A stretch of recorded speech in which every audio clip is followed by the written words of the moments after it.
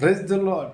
మీ అందరికీ నా హృదయపూర్వక వందనాలు. మీరందరూ సంతోషంగా ఉన్నారని మన ప్రభు అయిన యేసయ్య నామములో అనుదినము నూతనమైన వాగ్దానముతో కలువరి ప్రేమ నుంచి మనకు సహాయం చేస్తున్న గొప్ప దేవుని బట్టి నేను కూడా ఎంతో సంతోషించి ఆనందించి ఆయన నామమును ఉదయాన లేగానే మొదటగా యూట్యూబ్ చూసి వాగ్దానం చూసి అందులో దేవుడు మనతో ఏం మాట్లాడుచున్నాడు.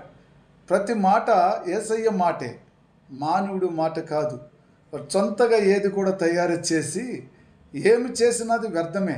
నజరేయుడు యేసయ్య మనతో మాట్లాడుతున్న ప్రతి మాట కూడా అది అద్భుతములు ఆశ్చర్యకరములు జరిగించేదే కాదా.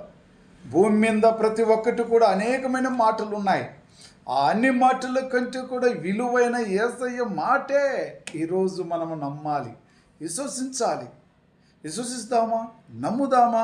ప్రియమైన యేసయ్య ఈరోజు మన చేతి పని అన్నిటిలోనూ ఆయన సహాయం చేసి వర్ధిల్ల చేసేవాడిగా వాగ్దానం చేస్తున్నాడు. దేవునికి స్తోత్రం.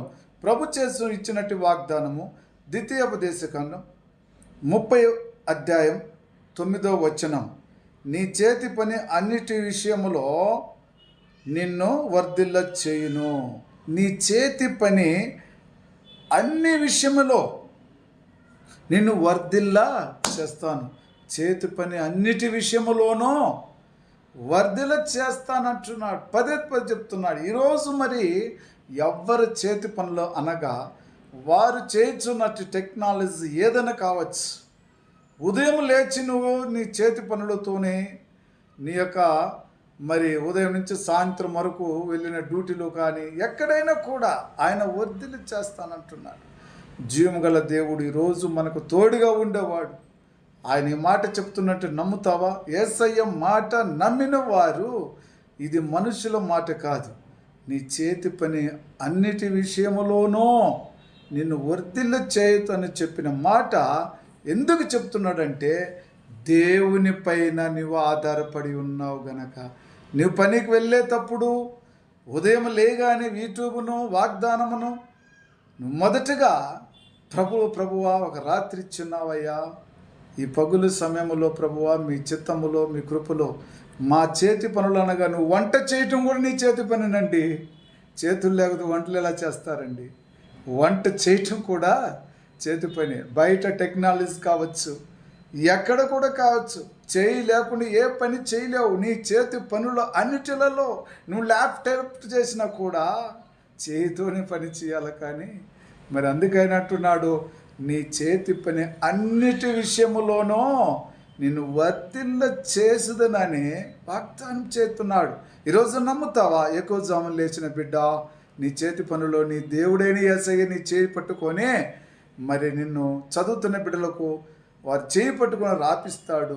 టెస్టులు కావచ్చు, ఎగ్జామ్లు కావచ్చు, చదువు కావచ్చు, మరి ఇంకా అనేకమైన పనుల బాటల్లో కూడా చేయి పట్టుకొని మన పనిని మరి ఆయనే నెరవేరుస్తాడు. దేవునికి స్తోత్రం. అయితే ఈరోజు నేను కూడా ఎవరిపైన ఆధారపడి ఉండాలా? జీవము గల దేవుడైన, నిజమైన దేవుడైన, సత్యమైన దేవుడైన, మాట్లాడుచున్న దేవుడైన, వినుచున్న దేవుడైన ఆ దేవునితోనే నువ్వు ఈరోజు మాట్లాడాలండి. నీ సత్యమును ఆయనకు తెలియచేయి. నువ్వు ఏదైతే నువ్వు కోరుకోబోచున్నావో ఆ కోరికలన్నీ కూడా ఆయనే వర్ధిల్ల చేస్తాడు. వర్ధిల్ల చేసే దేవుడు నీకు తోడుగా ఉంటే నువ్వు ఎందుకు భయపడుచున్నావు? అందుకే ఆయన అంటున్నాడు, నేడు నేను నీకు ఆజ్ఞాపించిన సమస్తమును బట్టి నీ పూర్ణ హృదయముతోనూ నీ పూర్ణ ఆత్మతోనూ ఆయన మాట నీవును నీ సంతానం వారును ఈనిన ఎడలా. నీవును నీ సంతానం వారు, ఆయన మాట మాట్లాడేది ఎవరో కాదండి, మన దేవుడైన యేసయ్య ఒక బూరగా వాడుకుంటాడు అంతే. నీ పూర్ణ హృదయముతో పూర్ణ ఆత్మతో నేను నీకు ఆజ్ఞాపించిన ప్రతి ఆజ్ఞను నీవును నీ సంతానం వారందరూ వినిన వెడలా నీ చేతి పనులను వర్ధిల్ల చేసేదను, నీ కుటుంబమును వర్ధిల్ల చేసేదను. మరి ఈరోజు ప్రభు ఎందుకు ఈ మాటలు చెబుతున్నాడంటే ఆయన నీకు ఆజ్ఞాపించిన ప్రతి ఆజ్ఞను సమస్తమును నువ్వు ఆ ఆజ్ఞ ప్రకారము నడుచుకుండాలి. నీ హృదయము ఆ ఆజ్ఞ పాటించాలి. నీ ఆత్మ ఆజ్ఞ పాటించాలి.